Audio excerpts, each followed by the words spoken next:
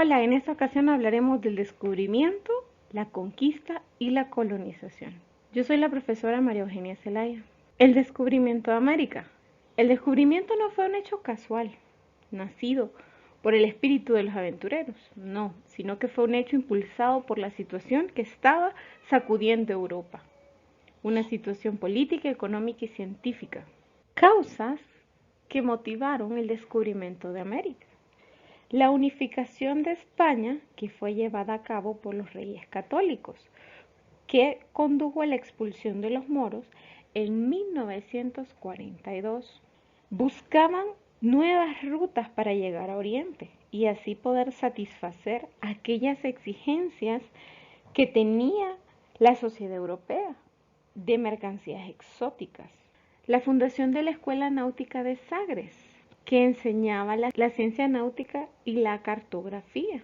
Ellos organizaban expediciones y acumulaban noticias sobre los viajes efectuados hasta entonces. Las narraciones de los viajes de Marco Polo, narrados en sus obras en los que relataba sus aventuras en Japón y en China. Las ideas sobre la redondez de la Tierra que se tenían a finales del siglo V, donde en Europa pues se hablaba de que la Tierra era redonda. Los grandes inventos que se dieron: la brújula, el astrolabio, las carabelas, los mapas, la pólvora, la imprenta y entre otros. Las consecuencias del descubrimiento científico se llevó a cabo con las ideas de un mar tenebroso que se tenía en esa época. También se corroboró que la Tierra sí era redonda y se descubrió un nuevo continente. Las sociales. Se rompió con la idea del desarrollo social autóctono del pueblo americano porque se insertó una nueva cultura. Se da el mestizaje, la mezcla de dos razas. Se da la división de clases sociales, los españoles y los nativos. Y se introdujeron algunas enfermedades que para nosotros, los nativos, fue algo determinante en nuestra población porque nos vimos afectados. Las económicas, se introduce la propiedad privada donde los españoles se hacen dueños de los lugares. Se termina con el trueque, el cambio que hacíamos los nativos entre algunas semillas que se utilizaban, y se pasa a la transacción. Se crean las relaciones comerciales y la producción. Políticas porque cambian su división en virreinatos y capitanías. En el caso de nosotros, pues nosotros pertenecíamos a un virreinato específico. Los virreinatos se dividieron en toda América y pertenecíamos a la Capitanía General de Guatemala. Y en las religiosas, pues se destruyen los cultos politeístas y se somete a la población al cristianismo, que fue una gran consecuencia. Los viajes de Cristóbal Colón. En el primer viaje se dan las capitulaciones de Santa Fe, donde le ofrecen a Colón el título de almirante del mar oceánico, que fuese el virrey de las tierras descubiertas, el capitán general y el gobernador de todas esas tierras. En este primer viaje, Colón parte de Puerto de Palos, de España, el 3 de agosto de 1492, con 3 carabelas: la Pinta, la Niña y la Santa María. En el segundo viaje, parte del puerto de Cádiz y desembarca en Puerto Rico. El objetivo de este viaje fue explorar, colonizar y predicar la fe católica en todos los territorios que habían sido descubiertos en el primero, todo bajo el amparo de las bulas alejandrinas que protegían los territorios descubiertos de las reclamaciones portuguesas. En el tercer viaje, Colón partió desde Sanlúcar, capitaneando 6 barcos, llevando consigo a Bartolomé de las Casas, quien después proporcionaría parte de sus transcripciones en lo que llamaron el Diario de Colón. En su cuarto viaje, Colón salió de Puerto de Cádiz el 11 de mayo de 1502 al mando de 4 naves: la Capitana, la Gallega, la Santiago de Palos y la Vizcaína, acompañado de su hermano Bartolomé y de su hijo Fernando. En este cuarto viaje es el más conocido por nosotros, ya que es en el viaje que se acerca a las costas de Centroamérica y toma posesión de nuestro territorio en nombre de los reyes de España. La conquista de Honduras. Debemos reconocer que ellos habían vivido distintas etapas sociales y estaban más evolucionados que nosotros. Los conquistadores españoles se enriquecieron a costa de los indios americanos, tan pronto como llegaron a las tierras. Procedieron al engaño y a la estafa consistente en cambiar el oro y la plata por aquellas baratijas que ellos tenían, como los espejos.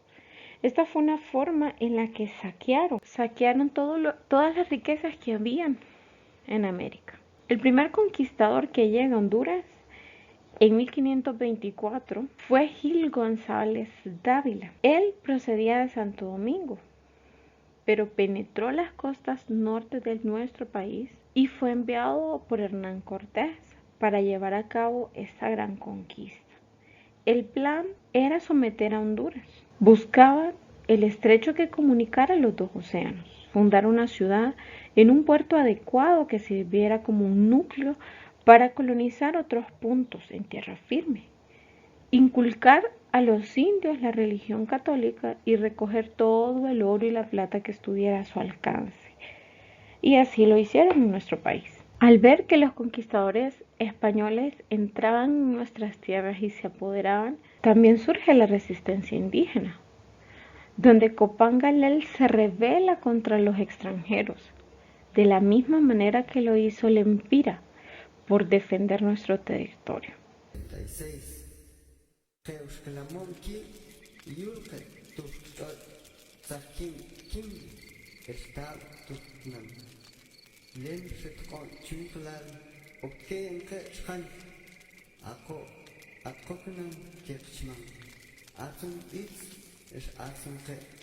El brote de la resistencia tuvo lugar en la provincia de Serquín, cuyos habitantes se negaron a aceptar la sumisión de las autoridades de Montejo, y la lucha de resistencia fue encabezada por Lempira. Factores que influenciaron que se diera la dominación en los indígenas: el valor y la audacia de los conquistadores. Ellos tenían un conocimiento más avanzado y se valían de eso para poder engañarnos a nosotros. El deseo de acumular riquezas y llegar a España con estas riquezas fueron parte de este plan de dominación que ellos tenían. La superioridad en los instrumentos de guerra: ellos traían caballos, ballestas, arcabuces y armaduras. Nosotros no conocíamos nada de eso. Las supersticiones religiosas de los indígenas: ellos se valieron de eso para poder manipularnos también. Las continuas guerras que habían en las poblaciones nativas hacía que ellos, los extranjeros, se pudieran fortalecer y valerse de esto para tomar el control de algunos lugares. Y las diferencias entre la lengua que se hablaba en los diferentes grupos indígenas hacía que se viera como algo débil ante los españoles que hablaban una sola lengua. La colonización en Honduras, al llevarse a cabo el descubrimiento de un continente nuevo, que fue el continente americano, del 30 de julio al 14 de agosto de 1502 se inicia la conquista y la colonización. Y de esa misma forma en la que conquistaban, se efectuaban fundaciones de centros poblacionales. En Honduras, la primera ciudad fundada fue Villa del Triunfo de la Cruz. Fue fundada por Cristóbal Colón el 3 de mayo de 1524. La siguiente fue Trujillo. Fue fundada por órdenes de Francisco de las Casas el 18 de mayo de 1525. También está la Villa de Natividad. Fue fundada por Hernán Cortés. Villa de Frontera de Cáceres. Fue fundada por órdenes de Hernando de Saavedra el 16 de mayo de 1528. Está la Villa de Buena Esperanza de Naco. Fue fundada en el Valle de Naco por Andrés de Cerezada en el año de 1534. Está Jerez de la Frontera de Choluteca. Fue fundada por Cristóbal de la Cueva en el año de 1534. San Pedro Sula fue fundada en un sitio próximo al pueblo indio de Choloma por Pedro de Alvarado el 27 de junio de 1536. Y Comayagua fue fundada a las orillas del río Muya por Alonso de Cáceres por orden de Francisco de Montejo. Gracias a Dios fue fundada por Gonzalo de Alvarado en octubre de 1538 y trasladada al lugar donde hoy se encuentra por el obispo Cristóbal de Pedraza en 1539. San Jorge de Olancho fue fundada por Alonso de Cáceres en el año 1540. Y el Real de Minas de San Miguel de Tegucigalpa fue fundada por el licenciado García Valverde el 29 de septiembre de 1578. Clases sociales durante el régimen colonial. Tenemos los peninsulares o españoles, nacidos en la metrópoli. Eran la clase dominante que gozaban de todos los privilegios, de los cargos públicos relevantes, de la explotación minera. De lo más importante, ellos lo controlaban.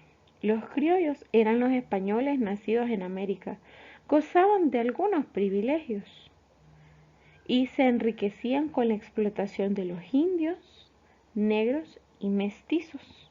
Eran una clase intermedia, pero ellos no podían optar a cargos relevantes en el gobierno, sino que sus puestos eran secundarios.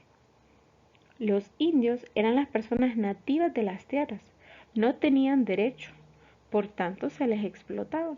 Estaban los mestizos, eran los descendientes del cruzamiento entre blancos con indígenas. En este grupo habían nacidos que se les llamaban bastardos, o sea que no tenían derechos. Tenemos los mulatos o pardos, eran los descendientes de la mezcla entre los blancos con los negros, tampoco poseían ningún tipo de derechos. Y estaban los zambos, que fue el resultado del cruzar los indios con los negros. Todos estos no tenían ningún derecho. Gracias por su atención.